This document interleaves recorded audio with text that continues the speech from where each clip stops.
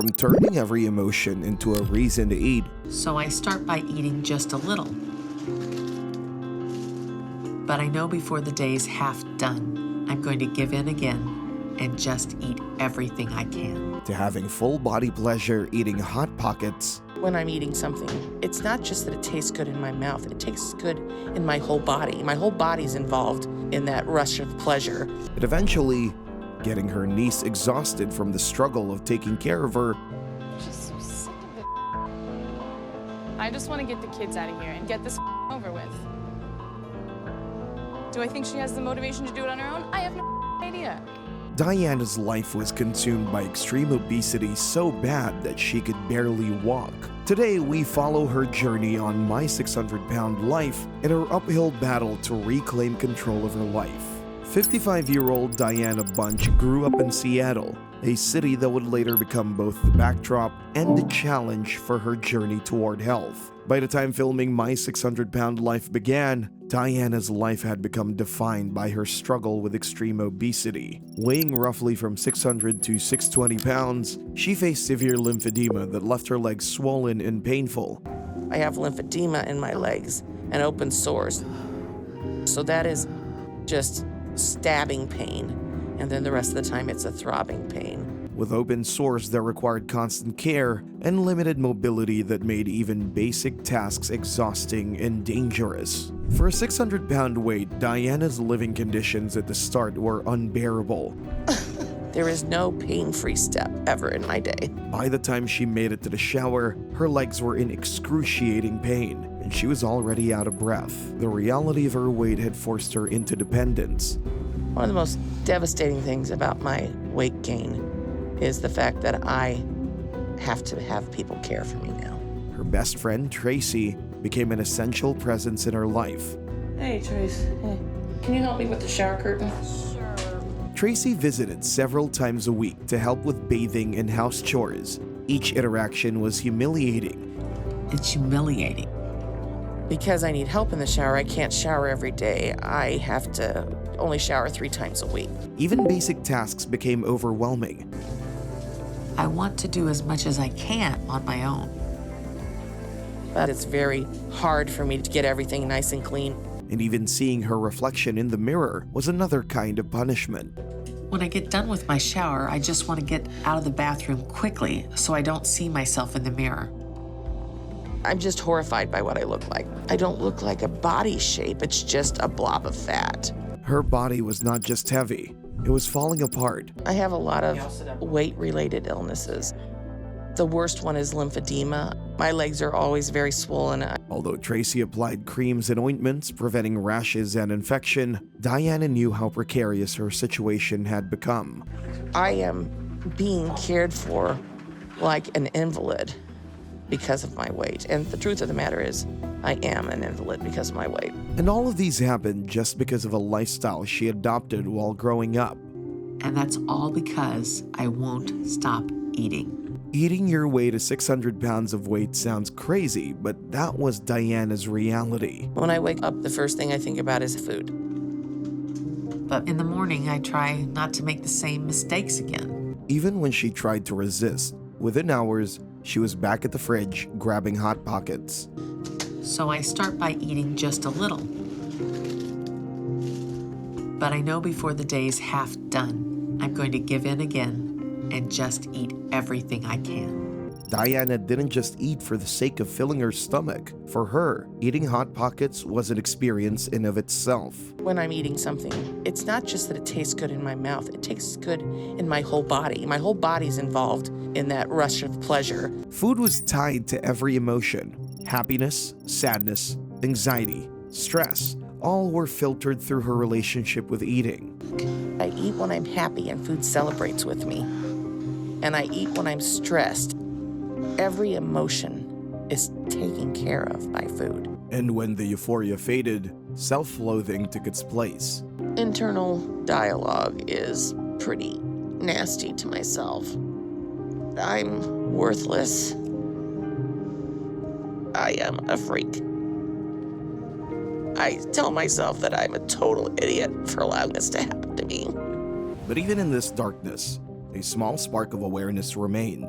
Diana recognized the problem. She felt the consequences, and somewhere deep inside, she knew change was necessary. The shape of Diana's life began long before the scale told its story. For the most part, I don't feel like my early childhood was that abnormal.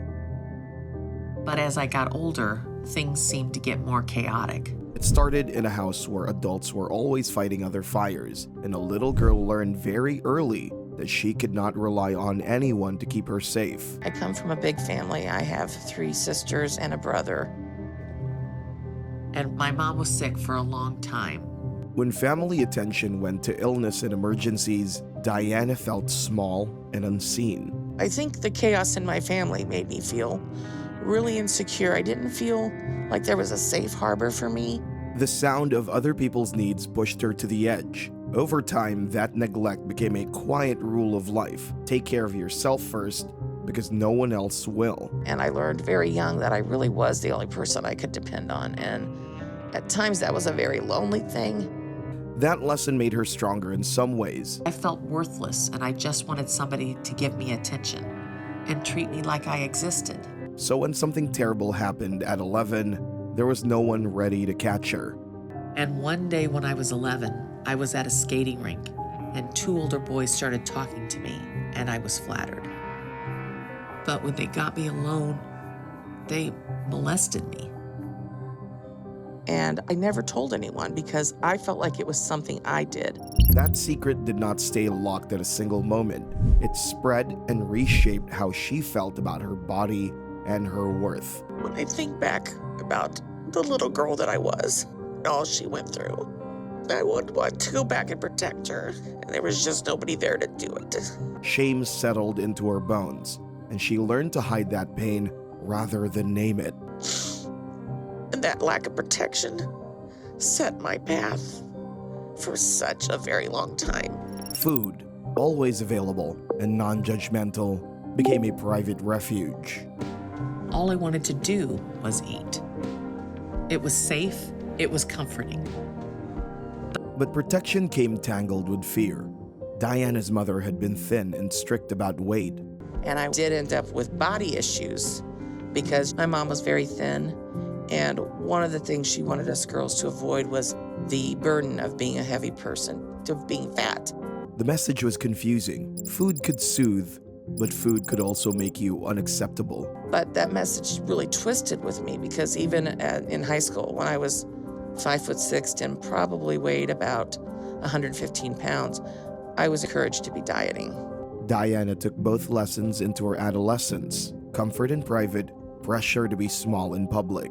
And I believed that I was heavy. And I think that's when my food addiction started, but I restrained myself. That pushed her into a strange double life. The pattern started small, but it built quietly and relentlessly. Then, in her 20s, Diana tried to take control of her life in a way that felt noble. So I didn't gain weight, and my size wasn't a big issue until I was in my 20s. And that was when she realized she weighed more than was required. I had decided to enlist in the Air Force, and I went in to get weighed, and I was 30 pounds heavier than I was allowed to be for my height. I think I was 178 pounds at 5'6", so I started dieting heavily then, running a lot. Weight was war. But victory did not hold because of the very same problem. I wanted to serve my country, and the truth of the matter is, I served it well, but fat disqualified me. And I got an honorable discharge, but denied reenlistment because of my weight. The body and the mind drifted back toward the only thing that had soothed her when no one else could. So I just started eating. And I gained weight fast. When the weight crept back, defeat felt final. She gave up the fight to keep herself small. Figured, why fight it anymore? So I just started eating. And I gained weight fast. Cause produced effect. Small allowances turned into habits. Habit turned into a life pattern. By 30, she hit the scale. And by the time I hit 30, I was 200 pounds. And I kept the first one by the time I was 40, I weighed 340 pounds. Each number on the scale tightened the cage around her choices, and she moved to Seattle for a job. When I was 46, I moved to Seattle for a job opportunity with a homeless shelter. The career change to go into the shelter was a good change for me. Losing her job at 46 was more than a professional setback. After I was fired, my eating went out of control. I didn't have my job. Without work, without routine, without people to leave the house for, Diana's comforting behavior took over the whole day. I was homebound for a long time. The only constant I had was food. Diana's weight has always been an issue as I've been growing up. She's overweight because she eats far too much. The effect was undeniable. Isolation increased, mobility decreased, shame deepened. Think about food constantly. It is always on my mind. Either I'm full or I'm thinking about eating again, and that's pretty much the way it goes. Her family tried and argued with her, and they also brought healthy food and tried to help. It's not just that she likes food. It's not just that she wants food. It is the way in which she self-medicates. No different than an alcoholic. I moved my family here to Seattle in hopes that we could help her change her diet and lose weight. But all she ever asked for is junk food.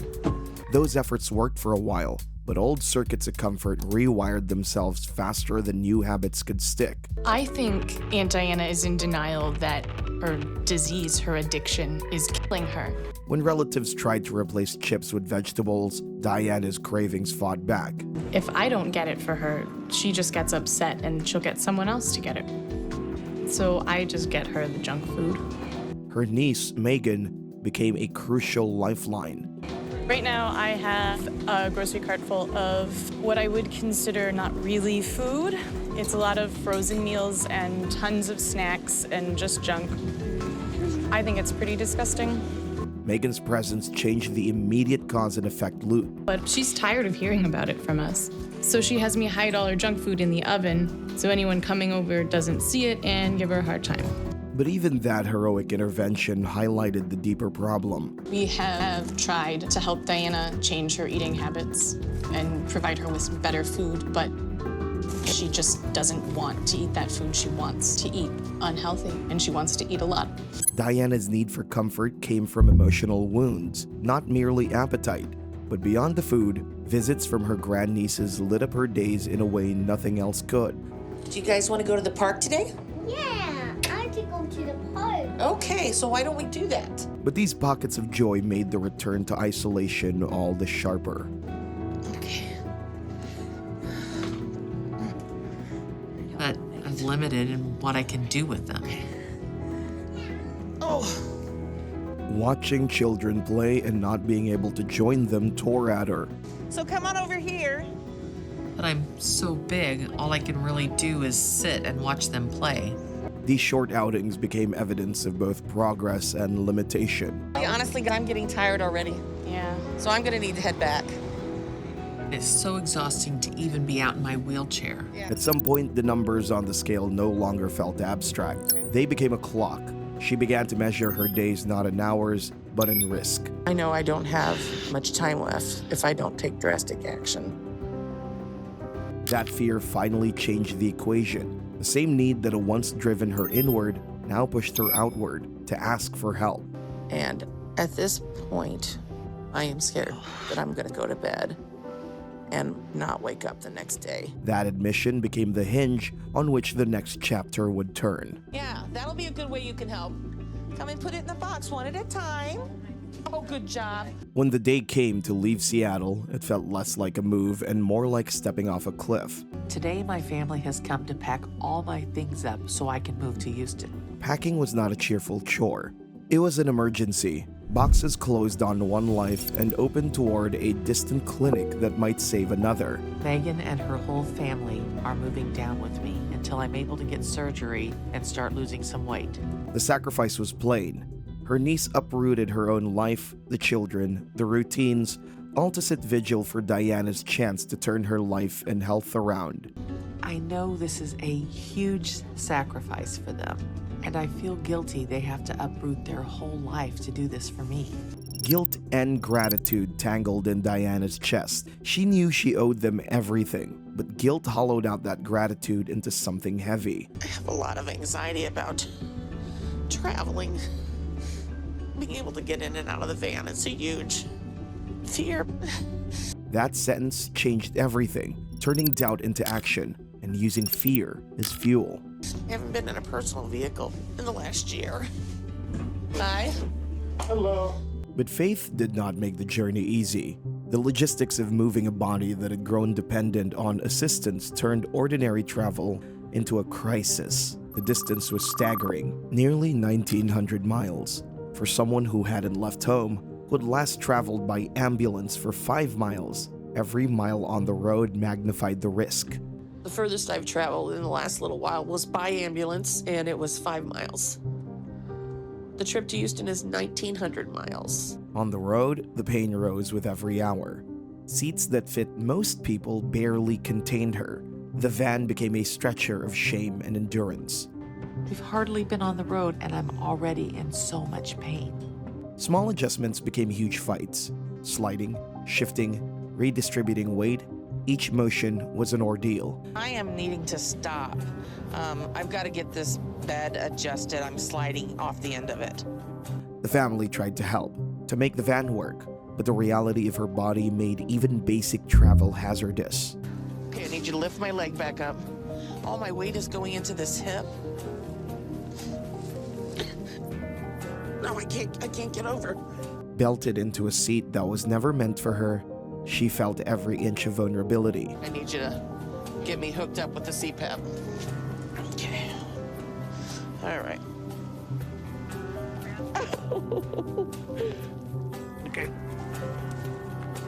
Pain ratcheted up.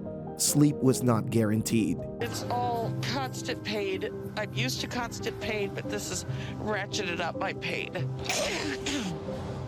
I had no idea this would be this hard on me. Neither did I. And I don't know that I'm going to be able to get out and get into a hotel room, Marty.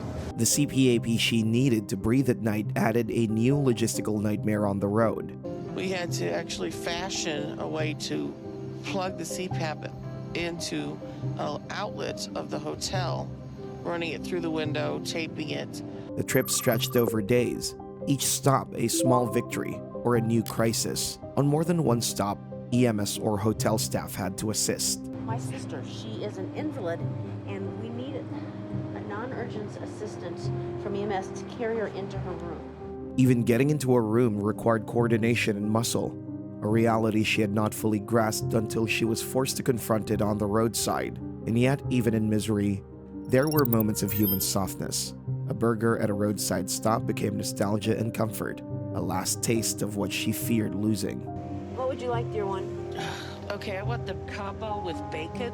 I want onion rings and I want a milkshake. The family's determination pushed them past their doubts and into action. They organized, made plans, reached out, and even called EMS when it was needed. Way to get ready. 4 to go. Oh, I didn't make it. Hold on. Oh, thank you. All right. Sorry, I'm just so tired from the trip.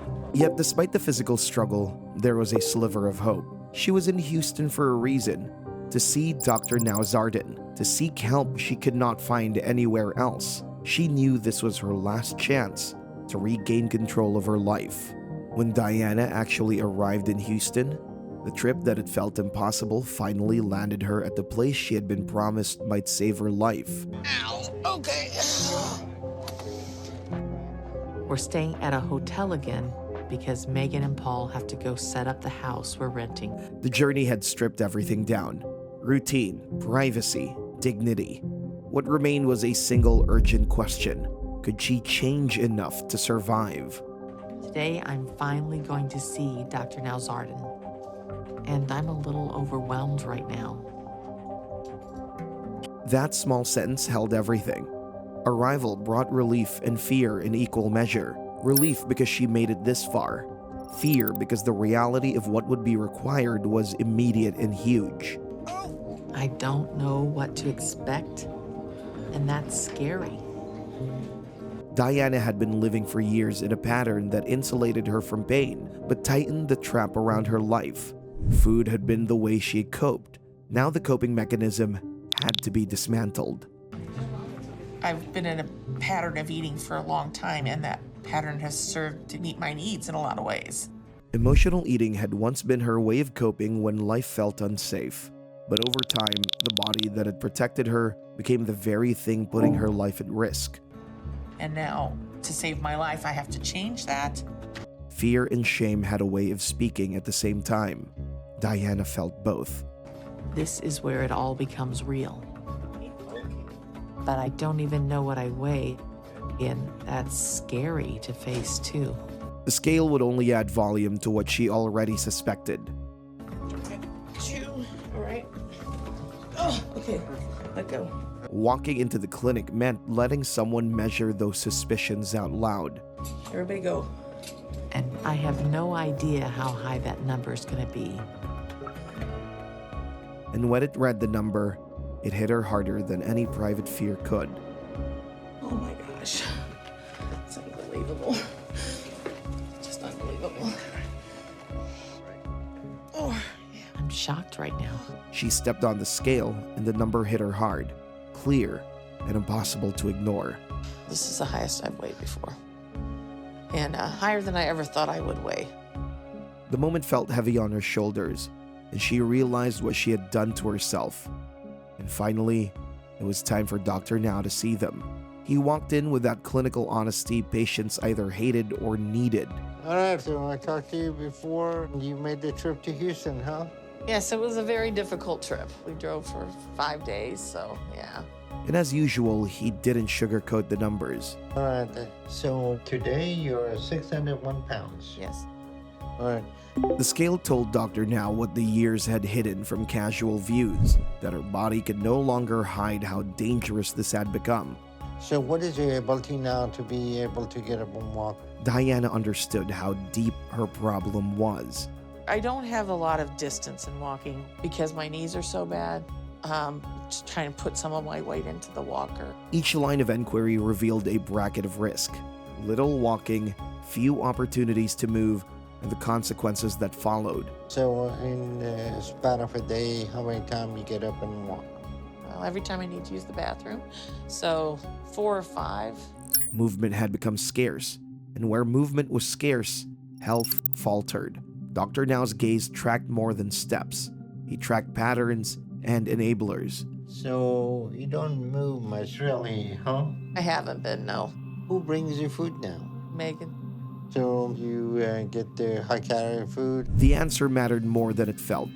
Megan was both a support and a potential enabler. The clinic required real change, not temporary fixes. Right, and so that was the key reason I'm going to be moving into Megan's house with she and her husband, because it will be helpful that there's somebody there kind of for support and accountability. But support was not the same as cure. Living with family could help, or it could maintain the old dynamics in new rooms. Dr. Now did not mince that possibility. If she's been your enabler, why do you think living with her is going to change that? The diagnosis was not only physical, it was going to be behavioral. Dr. Now spelled out all the consequences in medical terms. You need to understand, at your age and your weight, it is a miracle that you're alive right now. You're 55. The likelihood that you're going to make it to 60 are not very good. The bluntness landed like cold water. She had come to find help. Hearing mortality framed as probability forced a new kind of clarity. Diana has eaten herself to almost become non-functional. She's not too far away from being totally bedridden. And if she gets bedridden, I don't think she's going to make it. The doctor laid out the facts and warnings right away. But we want to go ahead and make some changes and eat only high-protein diet. Okay. Avoid all the carbohydrate. He listed forbidden comforts in plain words, items she knew well. So the type of food that you need to avoid: candy, cookies, sweets, chocolate. Peanut butter cups. Peanut butter cups. Okay. Rules like these cut directly into habit and memory for Diana. The request to deny those comforts felt like a call to mourn. My expectation would be in 1 month, you should be able to lose at least 50 pounds. Wow. Okay. All right. You have to do this now. The doctor's demands were a test. The consequence of failure was not only disappointment, It was life or death. Because your body cannot physically handle any surgery at this point. So if something happened to you, there is nothing we can do to save you. Those lines erased the idea that time could be stalled. Diana's own voice tightened around a decision she had already sensed, but never named. It's hard for me to say that I'm ready for the journey, but it's either put it all in to get the weight loss surgery or just go ahead and give up now. She was terrified. She was also stubborn in a way that both scared and steadied her. This is going to be the hardest thing I've ever done, but I have no choice. I have to figure it out. And with that, she took the first concrete step. She would be accountable not only to herself, but to a physician, to a scale, and to a family that had already moved its life to follow hers. Now that she's seen Dr. Nowzaradan and had been given the task of losing weight before surgery, her days were defined by discipline, temptation, and the pressure of proving that she could follow through. It's been a few weeks since I moved to Houston and had my first doctor's appointment. And I've been working to stay on this diet. The first and most obvious change was food. Back in Seattle, Diana lived in a world of delivery menus, rich meals, and constant indulgence. Food was always within reach, and she could choose whatever gave comfort at the moment. Now, that world was gone. Megan has been making all the food we eat, so I haven't been able to eat any of the foods I want. Those words revealed both clarity and struggle. Diana could see her past for what it was. The way I was eating in Seattle was really toxic. Lots of pizza, lots of Mexican food, lots of delivery. But she had to live through the process of unlearning habits built over decades. So right now, I'm trying to adapt how I view food. I just need to find a way to make sure that I don't reestablish the bad habits that I had established in my past. In mealtimes, the reality of that adjustment was clear. Instead of greasy takeout boxes, the table now carried lean proteins and fresh vegetables. What's for dinner tonight? Salmon, squash, salad. Sounds awesome. The family prepared balanced meals with the future in mind, not the fleeting pleasure of the moment. Paul, can you come help me? Living in Megan's household put Diana under constant watch. Every meal was planned, measured, and cooked with her health in mind. Living with Diana has been difficult at times because I know she wants certain foods that are unhealthy. For Megan, this meant carrying the responsibility of making sure Diana had no access to her old habits. But I essentially control Diana's diet. Everything that she eats, everything she consumes. So there's a lot of pressure on me. It was a heavy burden. Megan wasn't just preparing meals, she was taking control of Diana's survival. The rest of the family rallied to make this possible. My mom is helping to pay for everything while we're down here, so my husband Paul can work from home and we can all focus on helping Diana. But the responsibility of the food falls on me. Meals became moments of quiet negotiation between Diana's willpower and Megan's resolve. Well, I hope you've been liking my cooking. Yeah. I know it's very different. It's from a what you were huge eating change from how I was eating, and I appreciate that. But beneath her gratitude was a painful truth. Before I started this transition, this plate would have just been absolutely heaping with food. And when I was finished with this plate, there would have been a dessert or maybe two to eat afterwards. Those words revealed the core of her battle. She was fighting not just hunger, but memory, the shadow of what food once meant. Are you done? I am. Totally? Thank you. Okay. Yeah, very good. In moments like that, victory felt possible. But everyone in the house knew that Diana's progress was fragile, although Megan seemed pleased with the progress so far.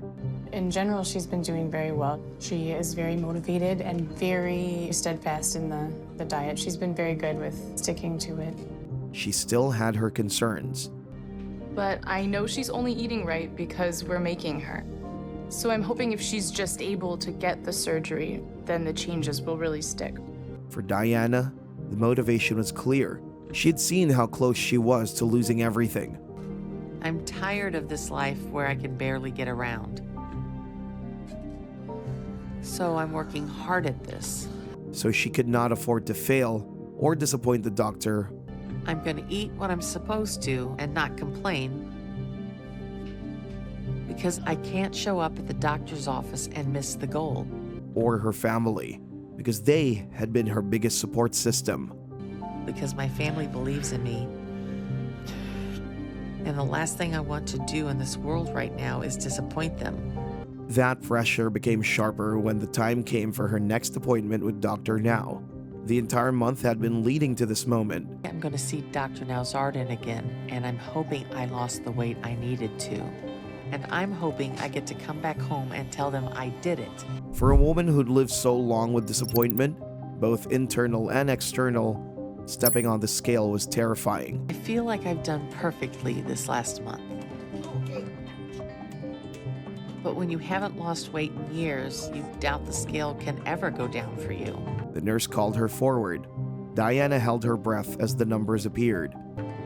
So I just don't know what it's going to say. When Dr. Now walked into the room, Diana's future once again hung in the balance. Diana walked into Dr. Now's office with a mixture of nerves and pride. She had been working for weeks on the strict diet plan, and she knew she had made progress.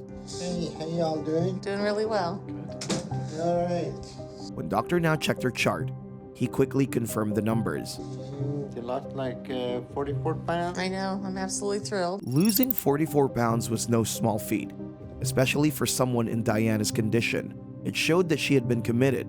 But for Dr. Now, the number was only part of the bigger picture.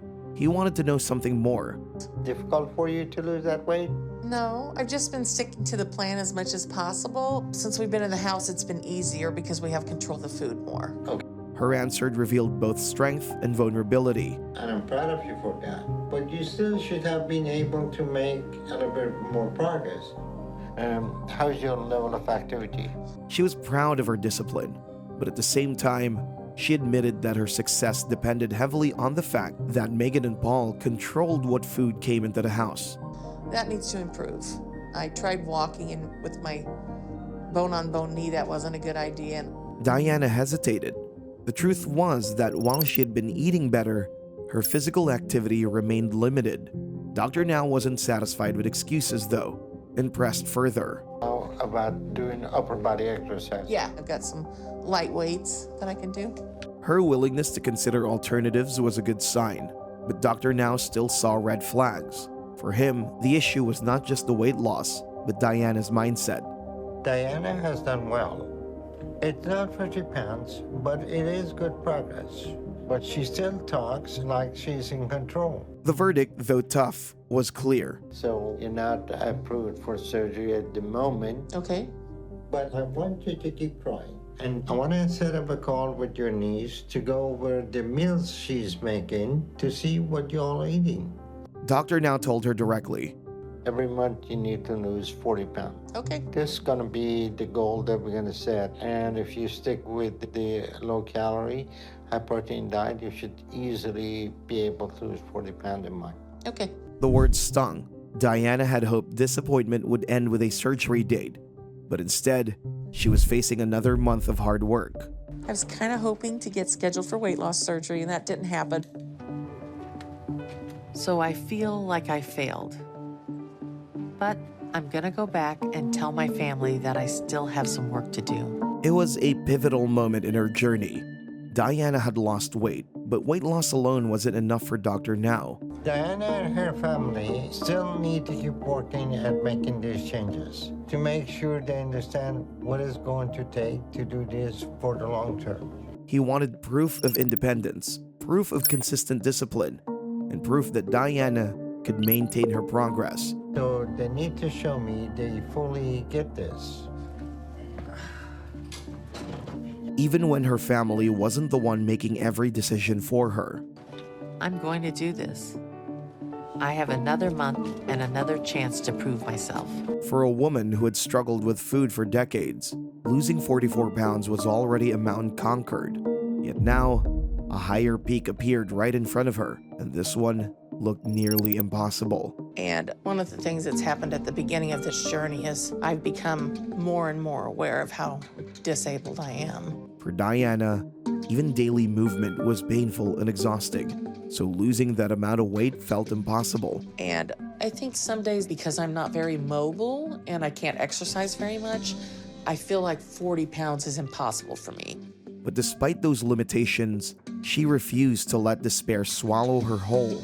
Instead, she searched for new ways to fight back. So what I'm doing this month is I'm adding in exercise, and I'm not really capable of doing a whole lot, but I found a seated exercise video that I'm doing. She also leaned heavily on her niece, Megan, who became both her partner and her enforcer in this difficult season. Megan also talked to Dr. Now, and we are on a stricter diet now. So everything in the refrigerator is very healthy. The refrigerator that was once packed with fried foods and sugary snacks no longer contained the kind of food she used to crave. A non-fat yogurt, eggs, iced tea, broccoli. We had produce come yesterday from the farmer's market. They deliver it, so I'm pretty much set. Instead, it was lined with greens, vegetables, lean proteins, and low-fat substitutes that looked more like medicine than meals. This isn't the food I like or would typically eat. Every day became a test of endurance. She wasn't just eating vegetables. She was wrestling with her emotions, her old coping habits, and her deep fear of failure. But I go back to the doctor in 2 weeks, and when I do, I want to hit the goal he needs so I can get surgery. And I'm determined to do it. But beneath that determination was an urgency that weighed heavily on her shoulders. Family can't stay here with me forever. So I have to do this, and each month that goes by, I have less time. So I need to hit the goal the doctor wants by the next visit. As the day of her next appointment approached, her anxiety climbed higher. I'm so nervous right now. Jane, a bunch? The goal the doctor gave me for this month was to lose 40 more pounds. She repeated it again, almost as if trying to convince herself through the words. I don't know if I have many more chances if I didn't lose enough. The scale finally revealed her efforts. Her voice carried relief and triumph as the realization sank in. That means I am under 500 pounds for the first time in years. Absolutely years. But the celebration was short-lived, especially when she faced Dr. Now again. Come along. Very well. I'm staying 100% to it. So you're 494 pounds now, huh? Yeah, so I am absolutely ecstatic. But are you making the food choices on your own? Or are you still on the controlled diet that your family is giving you? The truth was clear. Megan and the rest of the family had been the ones building the food environment, keeping temptation away, and steering Diana toward compliance. Your family was going to help you get surgery, then go back home. Here's my concern. You're only losing weight because they're forcing you to. The second they leave, I'm not sure if you will go off the rails again. For Diana, it was a painful truth to hear. She'd worked so hard, endured cravings, forced herself into exercise, and yet her doctor saw weakness instead of strength. Doctor Now went further to explain his concerns. And if the family leaves, Diana most likely will start overeating again instantly. The words stung, but Dr. Now's decision was rooted in his years of experience. He had seen patients relapse too many times to allow blind optimism. So her situation need to remain the same so she can keep making progress until she starts to make more permanent changes. Finally, he gave his conditional approval. So I will approve you for weight loss surgery, but only if your family agrees to stay here in Houston for a while longer. He emphasized his condition once again. If they don't, I'm not going to feel comfortable moving ahead with the surgery, okay? Okay. Diana's heart soared with relief when she heard the word approve. All right, then I'm approving you for weight loss surgery. Yay! That's awesome. Y'all keep up the good work, and I'll see you soon. For the first time in years, those next steps looked brighter. But as the doctor made clear, the surgery was only a doorway. When Diana finally heard the words she had been waiting for, she felt like her entire world shifted. But for Megan, it was a totally different story. I just want to get the kids out of here and get this over with. Do I think she has the motivation to do it on her own? I have no idea. Her family had been by her side for months. They moved states, changed routines, and given up their own comfort so she could follow Dr. Now's strict program. She never proved to me she did it on her own. She just proved that she could do it with me. I'm feeding her 900 calories a day. Of course she lost weight. Diana knew it was a heavy price. And after 4 months, Diana was ready for the surgery. In the hours before the surgery, emotions ran high. Diana tried to stay brave, but her fear showed. I love you, sweetheart. Okay? I love you all day, every day, no matter what, for the rest of your life. Her words carried both love and fear, as if she was preparing herself for anything. She also knew the danger clearly. I know this is a very high risk, very dangerous surgery, but this surgery is the only way I have a chance at the life I want. Dr. Now prepared his team for the task. His words carried weight not only because of the surgery itself, but because of Diana's age and condition. Today I'm going to attempt a gastric bypass on Diana. But she is 56 now, and her age combined with her weight makes this an extremely hard-risk surgery. So we're gonna have to make sure everything go well with her. The team nodded. Everyone in the room knew the stakes. Okay, we're gonna start from here.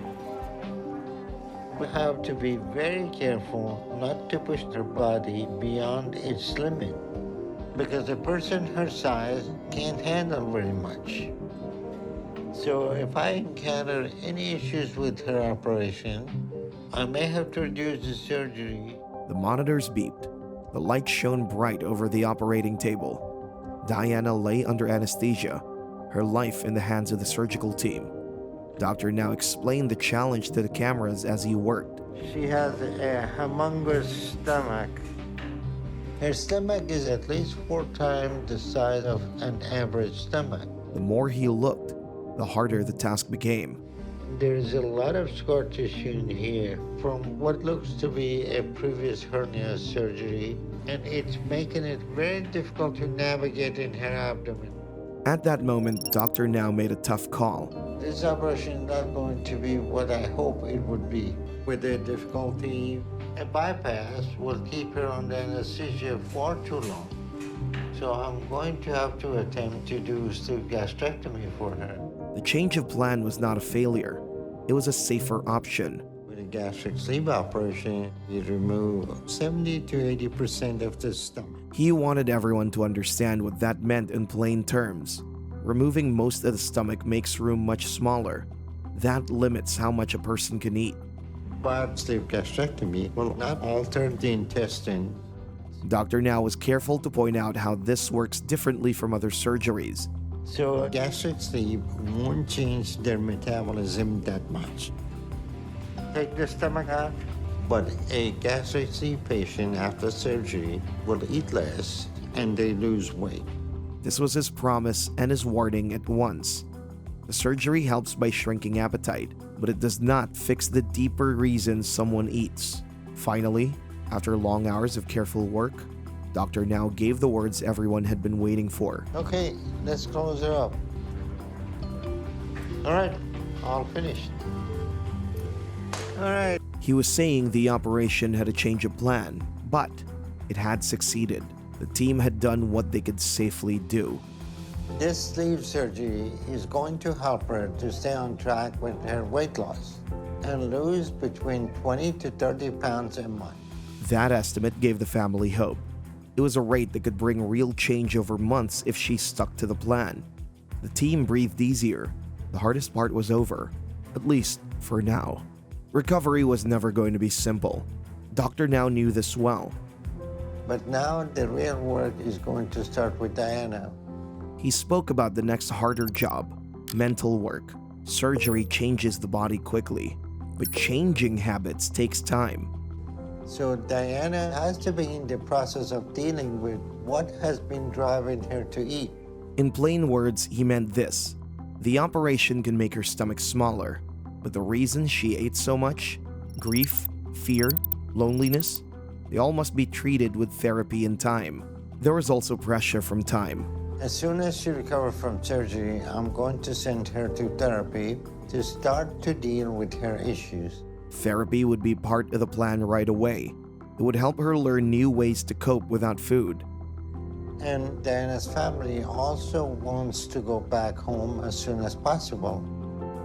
So we need to act fast to help her deal with her emotional issue. After Diana's surgery, her family had to let her learn to keep going on her own. The first few days were the hardest. Her body was tired. Her mind was tired. Rest felt like the safest choice. Ow, okay. I just want to stay in bed and rest right now. But even when I get up, I can't do much. Little steps were all she could manage. Each task used up energy. I need to breathe. It just feels like I have the wind sucked out of me. Ow! Okay. All right. Something's missing. That breathlessness made simple things feel huge. She also missed the way food used to fill the empty places. Without it, she felt strange and raw. It's like you've lost your best friend, and I'm mourning the loss of something, and then I'm upset at myself for feeling these things. Food had been her comfort for decades. Now, after surgery, that comfort was gone. The emptiness inside felt strange, almost like grief. I think I'm a little depressed right now, and I'm hoping it passes soon, but I just don't want to eat. For now, the urge to eat had faded, but the emotional need remained. The work ahead was not only to lose weight, but also to learn how to live without the habit that once helped her survive. Recovery after surgery was harder than Diana expected, but also hopeful. Recovery's been a little bit tough, but I feel really positive. 460.0. She wanted big, fast results. She thought the weight would drop in huge jumps after surgery. That did not happen. The truth was slower and steadier. I'm actually quite disappointed by that. I would have thought it was less. I guess I thought after my surgery, I would see these massive, massive jumps of weight loss. However, But the real change was slow work. Surgery gave her a new start, but it did not finish the job. She had to do the hard work every day. I will be working for weight loss. So comes easy, comes hard, it's still gonna happen. That hope helped her get up each day. The idea that this was a fresh start made everything feel possible. The exciting thing right now about having had the surgery is it's like a brand new start for me. She wanted to be more active. She wanted to move in ways she could not move before. That movement would help her lose weight and feel better. I want to become more and more mobile, which will help me lose weight. What I'm looking forward to the most is being able to see my sweet little nieces. A month after surgery, things were still hard. She thought she would get her energy back quickly. That didn't happen either. It's been a month since my surgery, and it's still been really tough. I was hoping that once I got home, I'd start to adjust and get my motivation back. Still, she could feel the body changing. Clothes fit differently. That small proof helped her keep going. But I know I'm still making progress because I can feel the difference in my size. My shirts are super loose and big. Even with wins, she knew she had to do more. She had not been getting up as much, and she knew that had to change. So I've tried to stay positive and keep doing what I'm supposed to. But I'm not getting up much right now, and I know I need to change that. At breakfast, life felt small and warm. The family tried to make things normal. Megan and the kids laughed and ate. Diana could not eat big meals yet. She was on soft food. Good morning. Good morning. What do you guys make this morning? Really? She missed regular heavy food. It was hard to give it up. I do miss real food at this point, though. And I know it's just a matter of time before the cravings come back and I start to struggle again. Even so, she was proud. For the first time, she wanted to step on a scale. I've worked hard to stay on track with my diet. And it's the first time I'm excited to get on a scale ever. The first follow-up with Dr. Now was a big moment. She hoped the scale would show steady progress. Right now, I'm headed to see Dr. Now for my first follow-up since surgery. At first, she worried about travel because the old van had been a problem. But this time, she felt different. I'm gonna try and go by regular vehicle today. But the last time I got in the van, I wasn't able to get out without paramedics to help. She was proud of a small win, being able to ride in a van and get out on her own. This is amazing because this means I can finally go places. All my progress, it opens up a whole new world for me. She left the hospital at a new weight. The doctor told her the goal after surgery. I left the hospital at 460 pounds, and the doctor said I should lose 20 to 30 pounds a month after surgery. She watched the scale and felt happy. So I hope that I'm on track. Oh, awesome. I'm happy with that number. The doctor asked about her diet and activity. And how is your diet coming along? Real good. I'm just on still soft foods, but drinking a lot of protein. Her weight loss was going as it should, but the doctor warned that this was only the start. Okay, so you are progressing pretty good, and your weight loss is according to expected. He told her the hard truth. Losing weight is not enough if she does not treat the feelings that make her eat. So your weight loss is good, but let me explain something. You're going to hit a wall very soon and start to overeat unless you start to deal with your emotional issues. So you have to see the therapist, and you need to do that immediately. Diana heard the words and felt a mix of fear and relief. The doctor was right. She felt the pain of her old life. She felt how much of her eating came from feelings, not hunger. I'm not sure how I feel about seeing a therapist, but if the doctor thinks I need it, I'm going to do it. She stepped into therapy with fear, knowing that talking about the past would be hard. The very things she'd been running from were the reasons she ate, and now she was ready to face them. Today I'm going to see a therapist, and I know that I have a lot of emotional issues to deal with if I want to change my eating habits for good. Before the trip to Houston, life in Seattle had been filled with a fog she could not move through. Now she had to walk into the fog and speak about it. before I left Seattle, I was just caught in a maze of depression, and there wasn't any movement forward. The therapist asked simple questions to open the door to her past. So, just so I have a little bit of background, tell me about what you think contributed to getting to this point. She answered from deep memory. You know, I think I was always sensitive. My childhood was chaotic. My parents were there, but my parents had 5 kids. Oh my. So their hands were full. She learned to live small, to take what she could get. That left a hole that food filled. it made me feel really insecure. I didn't feel like there was a safe harbor for me.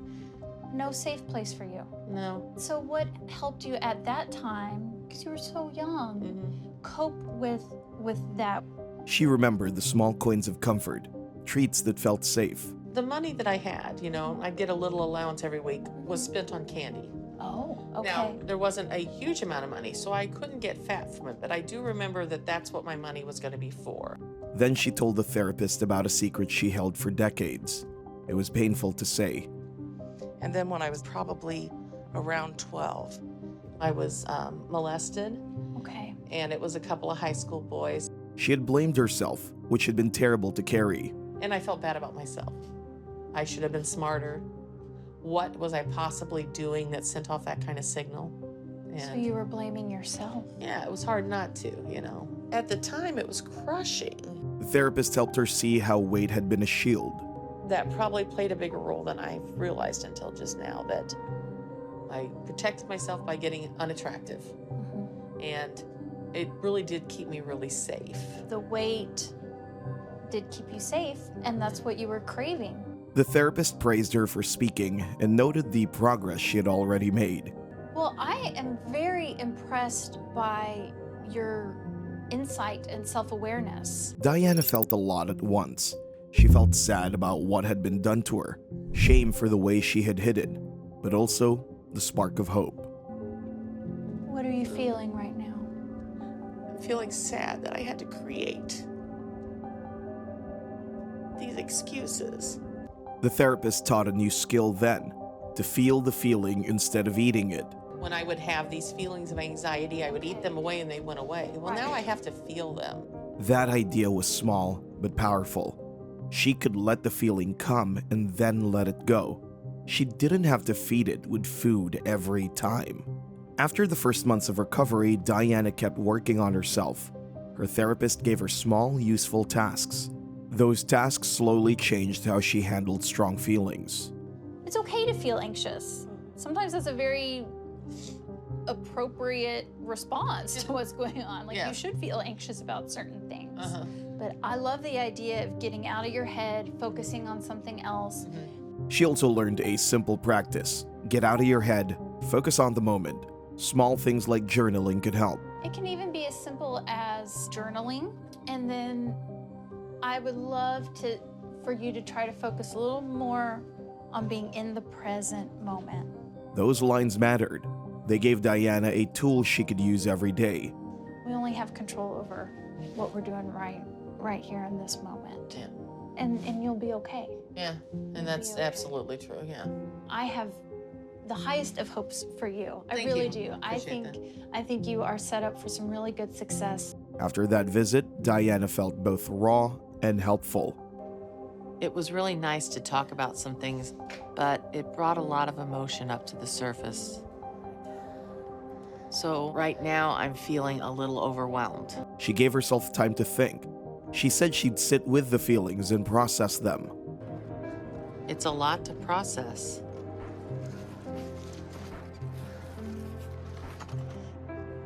But I'm going to spend some time thinking about what we talked about today. And overall, I think it all went well. Months later, small changes added up. The work with a therapist started to help. The past couple of weeks since seeing the therapist have been good. I want to work through my emotions, and I know I'm going to have to do that soon. The family had to face a hard day. They planned to go back home to Washington. Diana knew that their leaving would be a test. Because Megan said she wanted to sit down and talk with me today. And I know it's to tell me it's almost time for them to go back to Washington. She'd always known this day would come. Her family could not stay forever. You know, Paul and I have been talking about moving back home in a few months, so I want to make sure that you're ready, really ready to be back out on your own. That reality made both Diana and her family plan carefully. Megan and Paul wanted to make sure Diana could manage alone. But I feel really committed to this program. I feel really committed to the way that I eat. And I certainly support you doing that. And I'll start looking, for an apartment in the next little while here.